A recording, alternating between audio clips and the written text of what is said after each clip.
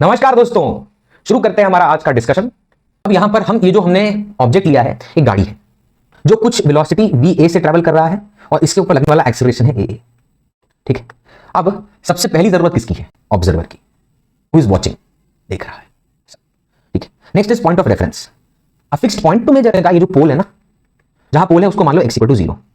और अब ले लो फ्रेम ऑफ रेफरेंस, यानी the whole setup around you, road plus pole, in which you describe the car's motion. मतलब ये पोल ले लिया और पोल से एक लाइन खींच दी, ये है पॉजिटिव एक्स एक्सिस, इधर है नेगेटिव एक्स एक्सिस। हमारा ऑब्जर्वर घड़ी लेकर खड़ा है, जैसे ही शुरू कर देगा t=0 से अपना काम स्टार्ट है।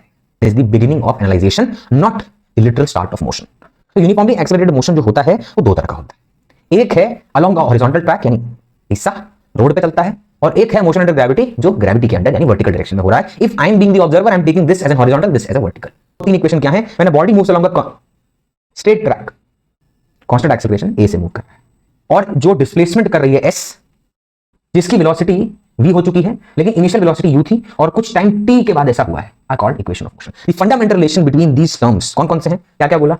तो initial velocity, final velocity, time t, displacement जो कि पोजीशन पर डिपेंड करता है डेल्टा x पर, तो पोजीशन डिपेंडेंसी, और एक्सेलरेशन। इनको आपस में जब आप कोरिलेट कर देते हैं तो इन्हीं को हम क्या कहते हैं? Equations of motion. क्योंकि अब हम उसको यूज करने वाले हैं। तो हमने पहली इक्वेशन क्या पढ़ी थी? फर्स्ट इक्वेशन ऑफ मोशन था v is equal to u plus at। यहां पे आप लिनियरली चेंजेस या वेरीज विथ टाइम,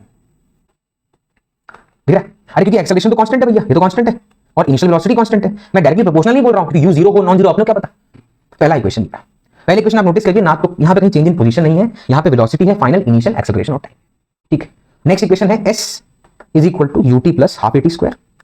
यहां पे ये जो s है वो है displacement, which is defined as final position minus initial position. और ध्यान दीजिएगा डिस्प्लेसमेंट के दो पार्ट है। ठीक है, एक पार्ट है वेलोसिटी का, इनिशियल वेलोसिटी का, और एक पार्ट है एक्सेलरेशन का। अगर पार्टिकल का एक्सेलरेशन 0 होगा तो s is equal to ut हो जाता है, सिंपल स्ट्रेट फॉरवर्ड तरीके से। डिस्प्लेसमेंट टाइम के डायरेक्टली प्रोपोर्शनल होता है, जो आप एकदम बेसिक केस में 9वीं कक्षा में पढ़ते हैं। Distance is equal to speed into time, बस। लेकिन क्योंकि यहां पे एक्सेलरेशन भी हो सकता है, तो एक्सेलरेशन का पार्ट है जो आपका हाफ at स्क्वायर, और एक और ध्यान यहां पे ध्यान दीजिएगा, अगर एक्सेलरेशन है तो डिस्प्लेसमेंट या पोजीशन t स्क्वायर से बदल रहा है। नेक्स्ट थर्ड इक्वेशन है v square is equal to u square plus 2as।